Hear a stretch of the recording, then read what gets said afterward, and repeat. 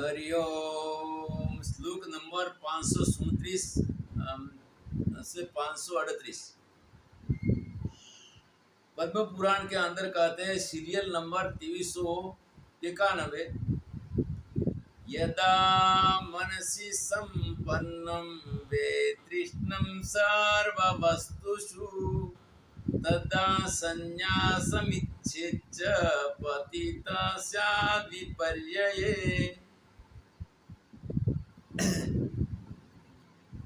जब वो मन से संपूर्ण वस्तु में इसकी वितृष्णा हो जाए, वितृष्णा मतलब ममता रहित हो जाए, कोई वस्तु के अंदर ममता न रहे, तभी इसको संन्यास ग्रहण करना है। इसके पूर्व नहीं। इसके पूर्व अगर वासनाएं रहेगी और संन्यास ग्रहण करेगा तो फिर वहां पर संन्यास मार्ग से इसको पतित होना पड़ेगा,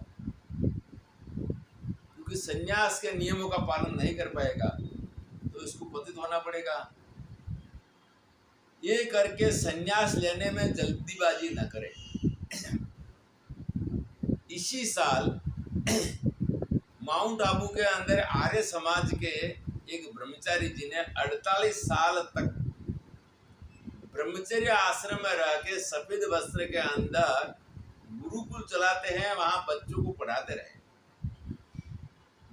पढ़ाते रहे और लगा कि नहीं अब मैं संन्यास के योग हूं, तब उन्होंने संन्यास धारण किया।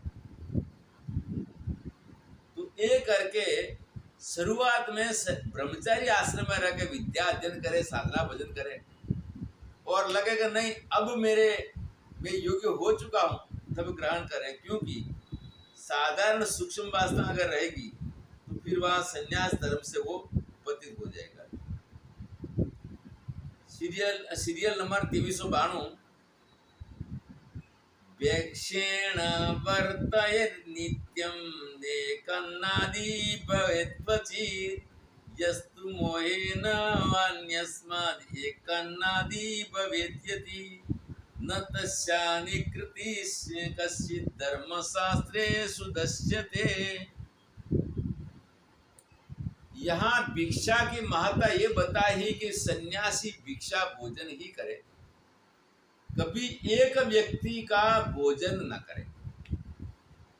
कि सन्यास के बाद में अगर एक व्यक्ति का भोजन और एक जगह में रहना हुआ तो सन्यास का इसको लाभ नहीं मिला।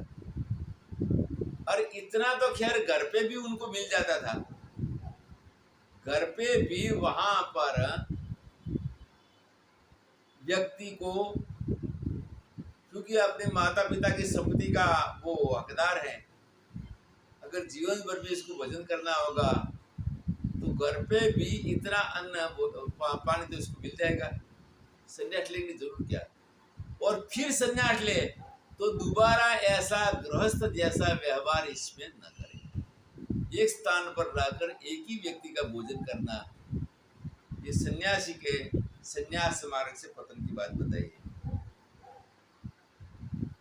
और इसी प्रकार अगर कोई एकाध व्यक्ति का अन्न भोजन लेगा तो फिर इसका बहुत बड़ा दोष बताया कि इसका प्रायश्चित धर्मशास्त्र में कहा नहीं।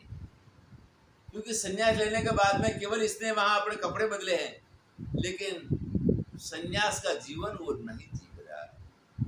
यहाँ पर वस्त्र और जीवन दोनों वहां जरूरी है।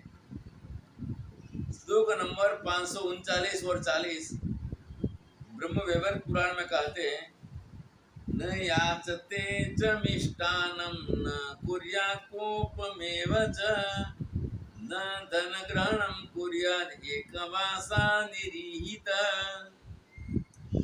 न याचते च मिष्टान्नं, मिष्टान की मतलब मिष्टान के साथ लक्षणा से हम ये अर्थ लेते कि जितने अन्य भी स्वादिष्ट भोजन मांग के नहीं करना है कि ये बनाओ ऐसा बनाओ, ये ऐसी याचना नहीं करना।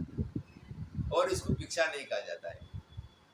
भोजन होने के बाद जब बचा हुआ भोजन, शेष भोजन रहता है, तब भिक्षा करने के लिए जाए और जैसा भोजन बचा हुआ है वैसा भोजन इसको लेना है। तो तो न याचते च मिष्टान्नम न कुर्यात् कोपमेव च, और कभी क्रोध भी न करे।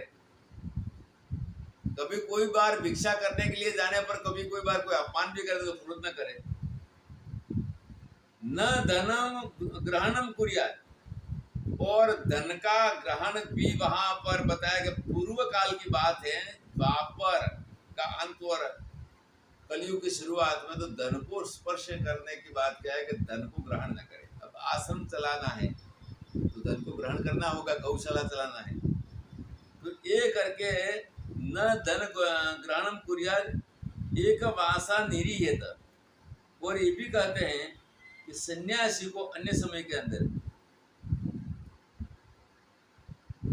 एक सन्यासी को अन्य समय के अंदर एक वास, चतुर्मास तो पूरा करना है, अन्य समय में एक दिन के अंदर एक वास ही करना है, इससे ज्यादा रुकना नहीं है। और रोकने की कोई इच्छा करे तो भी रुकना नहीं है। यानम आरोहणम कृत्वा गृहीत्वा धनिनाम धनम, यानम आरोहणम कृत्वा गृहीत्वा धनिनो धनम, गृहाम कृत्वा गृहारंभा स्वधर्मात् पतितो भवेत्। ब्रह्म व्यवहार यहाँ पर कहते हैं ब्रह्म व्यवहार पुराण में कि यान आरोहणम कृत्वा, यान के अंदर पहले पशुओं के वाहन थे, घोड़ा थे, घोड़ा से रथ चलाते थे, इसके बाद फिर बैलगाड़ियाँ हो गई, इसके अंदर बैल से वहाँ पर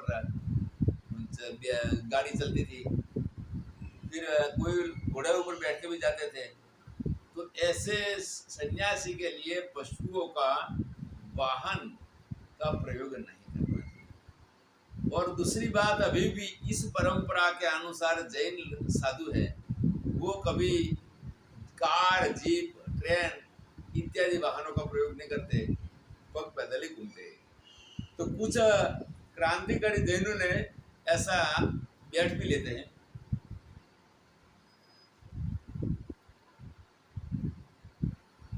तो ये यान आरोहणम कृत्वा गृहीत्वा धनिनो धर्मी गृहारंभा, गृहम कृत्वा गृहारंभा सधर्मा प्रति, और अपने खुद के लिए अगर कुटिया बनाए तो ऐसा गृह आरंभ करके धनवानों का धन लेके अगर कोई करता है तो अपने संन्यास धर्म से वो पतित हो जाता है।